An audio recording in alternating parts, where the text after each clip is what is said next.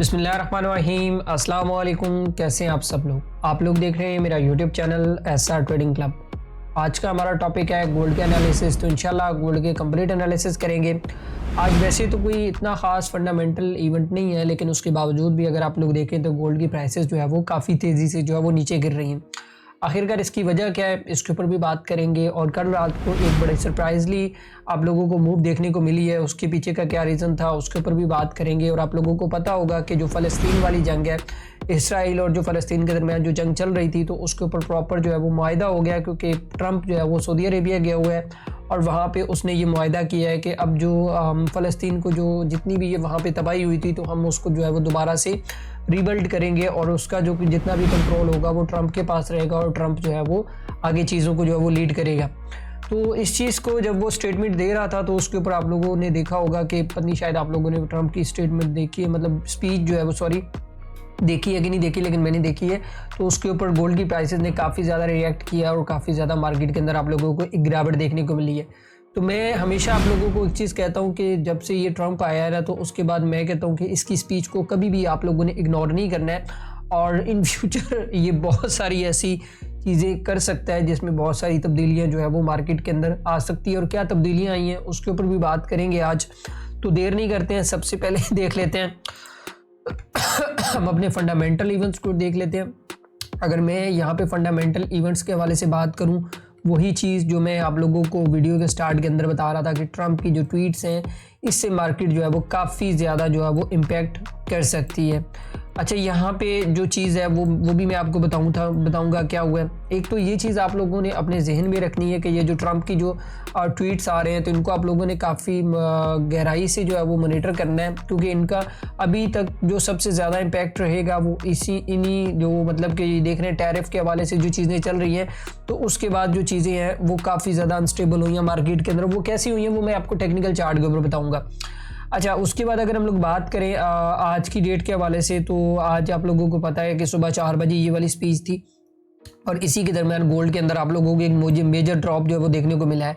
और उसके बाद हमारे पास जो इम्पोर्टेंट न्यूज़ है आज की डेट में वो 8:30 बजे है। एक ये स्पीच है, एफएमसी के मेंबर है, तो इनमें भी काफ़ी ज़्यादा मूव जो है हो सकता है। और उसके बाद अगर हम लोग बात करें 9 बजे, तो ये भी एक स्पीच है, तो काफ़ी ज़्यादा मूव जो है वो 8:30 से 9 बजे के दरमियान आप लोगों को देखने को मिल सकता है। इनमें भी पॉसिबल है स्पीच शुरू भी होगी हो, तो मूव जो है वो अभी आपको देखने को मिल सकता है, क्योंकि गोल्ड टेक्निकली अभी उसका जो एक ब्रेकआउट हुआ है एक ऐसे लेवल पे खड़ा है जहां से आप लोगों को एक बहुत मज़ेदार किस्म की ट्रेड देखने को मिल सकती है। तो वो आप लोगों ने टेक्निकल बिल्कुल मिस नहीं करना है। तो मैं आप लोगों को बता देता हूँ किस तरीके से आपने बाय करना है, किस तरीके से सेल करना है। तो ये हमारे पास M15 का चार्ट है, और अगर हम लोग M15 के चार्ट के हवाले से बात करें तो काफ़ी इंटरेस्टिंग जो है वो इस दफ़ा टेक्निकल हमें देखने को मिल रहा है, और प्रॉपर टेक्निकल है। ये नहीं है कि इसके अंदर कोई फेक ब्रेकआउट नहीं है, कुछ एजिटेज नहीं है। अच्छा, यहाँ पे सबसे पहले मैं डिस्कस कर लेता हूँ प्रीवियस मूव को, जो आज हम लोगों ने कम्युनिटी के अंदर काम किया उसको भी मैं थोड़ा सा डिस्कस कर लेता हूँ। कम्युनिटी के अंदर मैंने आज सुबह जो है वो अर्ली मॉर्निंग यहाँ से बाय करवाया था। ये हमारे पास जो बाइंग लेवल था वो तकरीबन था कोई 4006-5-6 का लेवल था। तो यहाँ से मैंने बताया था कि आप लोगों ने जो है वो एक बाय पोजीशंस को देखना है। मैं आपको दिखा भी देता हूँ जो हमारी प्राइवेट कम्युनिटी है ना, तो मैं वहाँ पे आपको दिखाता हूँ कि किस तरीके से हम लोगों ने उसको बाय किया, क्या चीज़ें की, आज की क्या एक्टिविटीज़ रही। तो वो भी मैं आप लोगों को लाजमी डेली बेस के ऊपर इसलिए डिस्कस करके बताता हूँ। ये अभी एक बाय लिमिट थी, तो ये हमारी अभी ऑलरेडी एक्टिव हो चुकी है। और अगर मैं आज मॉर्निंग के हवाले से बात करूँ, तो मॉर्निंग में अगर आप देखें तो यहाँ पे आप देखें तो 4010 और 4008 के लेवल से मैंने ये तकरीबन सुबह 11 बजे जो है वो बाय करवाया था। और इस ट्रेड से जो एक सिंगल ट्रेड है, मैं यहाँ पे आप लोगों को एक चीज़ बताऊँ कि जो हमारे पास ये एक सिंगल ट्रेड है ना, इससे हम लोगों ने तकरीबन 350 पिप जो है वो गेन किए। उसके बाद अगली ट्रेड मैंने वहाँ पे एक सेलिंग दी, और सेलिंग से भी अल्हम्दुलिल्लाह हम लोगों ने तकरीबन 40-50 पिप गेन किया, लेकिन इसका हमारा जो है वो एक ब्रेक इवन हिट हो गया। और अभी रिसेंटली मैंने जो है वो थोड़ी देर पहले अपने प्राइवेट ग्रुप के अंदर अगर आप देखें तो यहाँ पे एक बाय लिमिट एक्टिव करवाई है, जो कि मैं आप लोगों को अभी वीडियो के अंदर एक्सप्लेन करके भी बताता हूँ क्यों मैंने बाय करवाया है। तो यहाँ पे देखिए मैं प्रॉपर हर चीज़ को एक्सप्लेन करके बता रहा होता हूँ, क्यों बाय करना है, क्यों सेल करना है, कौन से लेवल से बाय करना है, कहाँ तक आप लोगों को मजीद बाइंग देखनी है या सेलिंग देखनी है। तो ये चीज़ें आप लोग कभी भी मतलब कि वो मिस ना किया करें। अच्छा, देर नहीं करते हैं, चलते हैं टेक्निकल चार्ट के ऊपर। और टेक्निकल चार्ट के हवाले से बात करें तो हमारी जो लिमिट है वो ऑलमोस्ट तकरीबन जो लोएस्ट पॉइंट अभी तक लगा है वो तकरीबन कोई 52 पॉइंट समथिंग कुछ लगा है, तो वो अभी हिट नहीं हुई है, तो मे बी पॉसिबल है थोड़ी देर में ये हिट हो जाएगी। अब ये लिमिट मैंने क्यों दी, ये ऑर्डर मैंने क्यों प्लेस करवाया, उसके ऊपर बात कर लेते हैं। अगर प्रीवियसली थोड़ा सा मार्केट स्ट्रक्चर के हवाले से बात करें ना, तो एक चीज़ है यहाँ पे अगर आप देखें तो मार्केट ने जब से इस एरिया का जो है वो ब्रेकआउट किया, और ब्रेकआउट के बाद अगर आप देखें तो यहाँ पे मार्केट ने अच्छी खासी जो है वो कंसोलिडेशन की, और कंसोलिडेशन करने के बाद ये मैं आप लोगों को वही बता रहा था कि सुबह की डेट के अंदर जो गोल्ड की प्राइसेस के अंदर ड्रॉप आया वो ये था, ठीक है। तो यहाँ पे उसने ब्रेकआउट किया, टेस्ट करने के बाद प्रॉपर जो है वो जिगजैग करती हुई यहाँ पे नीचे, और यहाँ पे अगर आप लोग देखें तो यहाँ पे जब मैंने सुबह अर्ली मॉर्निंग बाय करवाया था, तो ये इस एरिया के अंदर अगर आप लोग देखें तो हमें एक इनगल्फ कैंडलस्टिक पैटर्न मिला, और यहाँ से हम लोगों ने जो है वो इसको बाय किया, और इसने प्रॉपर जो है वो यहाँ पे अल्हम्दुलिल्लाह बहुत अच्छा रिवॉर्ड भी दिया। अभी दोबारा से इसने इस लेवल का ब्रेकआउट किया है। अच्छा, यहाँ पे ना 2-3 चीज़ें हैं जो आपने समझनी है। एक तो जो अभी करंट सिचुएशन के ऊपर जो प्राइस एक्शन बना हुआ है वो भी आपने समझना है, और जो ट्रेडिंग सेटअप है वो भी आपने समझना है। अगर हम लोग यहाँ से एक ट्रेंड लाइन प्लॉट करते हैं, तो यहाँ पे अगर आप लोग देखें ये जो ट्रेंड लाइन है, अभी गोल्ड की मार्केट ने क्या किया, एक तो ये वाला जो स्ट्रक्चर था इसको ब्रेक कर दिया, जो प्रीवियस स्ट्रक्चर मैंने आपको बताया। दूसरा ये है कि अगर आप देखें यहाँ पे इस एरिया के अंदर, तो यहाँ पे इसने ब्रेकआउट किया, और ब्रेकआउट करने के बाद प्रॉपर जो है वो यहाँ पे अब इसका इस लेवल का जो है वो ये पूरा का पूरा एक जोन है जो बाइंग जोन है। मैं आप लोगों को बता देता हूँ, ये पूरा का पूरा एक बाइंग जोन है, और इसका ये टेस्ट कर रही है, और यहाँ से प्राइसेस जो है वो आप लोगों को बाय वाली साइड पे यहाँ तक देखने को मिल सकती हैं। एक तो ये सेटअप है।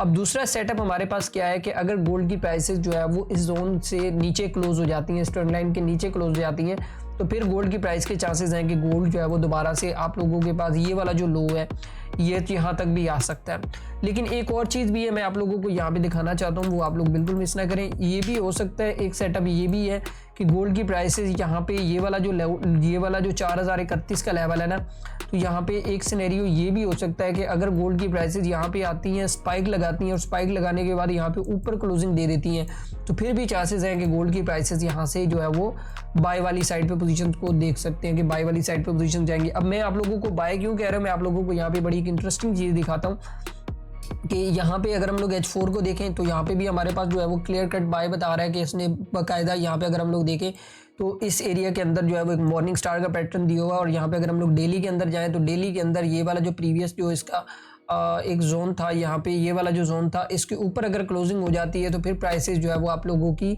काफ़ी ज़्यादा ऊपर जा सकती हैं। ये वाला जो लेवल मैंने आप लोगों को बताया है ना, इस लेवल के ऊपर अगर आज डेली की कैंडल क्लोज होगी तो फिर जो गोल्ड अपना जो नेक्स्ट जो टारगेट रहेगा गोल्ड का, हो सकता है मे बी पॉसिबल है कि ये यहाँ से, मतलब ये थोड़ा लॉन्ग टर्म बता रहा हूँ, लेकिन यहाँ से ऊपर भी जा सकता है, ये बात मेरी याद रखिएगा, ठीक है। अभी तक चीज़ें जो फंडामेंटल चीज़ों के हिसाब से अगर बात करें तो वो चीज़ें चल रही हैं, लेकिन आप लोगों ने इनको बिल्कुल भी मिस नहीं करना है। लेकिन ये जो मैंने M15 का सेटअप आप लोगों को बताया है इंट्राडे का, इसको आप लोगों ने लाजमी फॉलो करना है, क्योंकि यहाँ से आप लोगों को आज की डेट के अंदर एक इंट्राडे ट्रेड बहुत अच्छे तरीके से मिल सकता है। बाकी कम्युनिटी मैंने आप लोगों को बता दी है कि कम्युनिटी के अंदर किस तरीके से ट्रेड करते हैं, किस तरीके से जो है वो कम्युनिटी के अंदर ट्रेड हो रहा है। देखिए, मैं यहाँ पे आपको एक बात करता चलूँ कि यार बहुत सारे लोग मार्केट के अंदर काम कर रहे हैं फॉरेक्स ट्रेडिंग के अंदर स्पेशली, लेकिन बात पता है क्या है कि ये 30-30 40-40 पिप्स की ट्रेड्स जो है वो मेरी समझ से थोड़ी बाहर होती हैं। मैं ये कहता हूँ कि अगर आपने किसी लेवल के ऊपर रिस्क ली है, जैसे फॉर एग्जांपल एक छोटी सी बात है कि यार ये लेवल मैंने सुबह मतलब अभी ड्रॉ किया हुआ है ये वाला,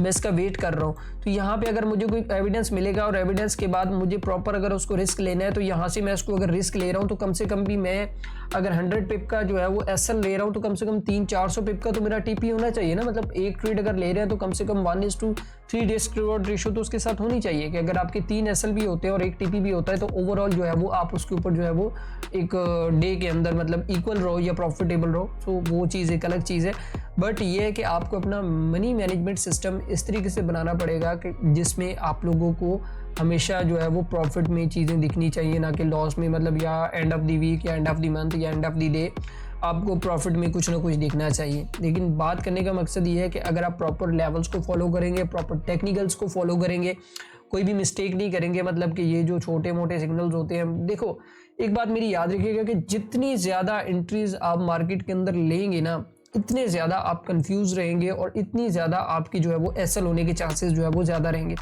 एक ट्रेड ले लें, बेशक सेटअप के हिसाब से ले लें, वेट करके ले लें, पूरे दिन में बेशक एक ट्रेड ले लें यार, लेकिन सेटअप के ऊपर लें। और सेटअप के ऊपर मैं आपको यकीन गारंटी के साथ कहता हूँ कि अगर आपने ट्रेड वो सेटअप के ऊपर टेक्निकली ट्रेड लिया है ना सेटअप के ऊपर, तो आपको कभी भी जो है वो वहाँ पे मेरे ख्याल में धोखा नहीं देगी।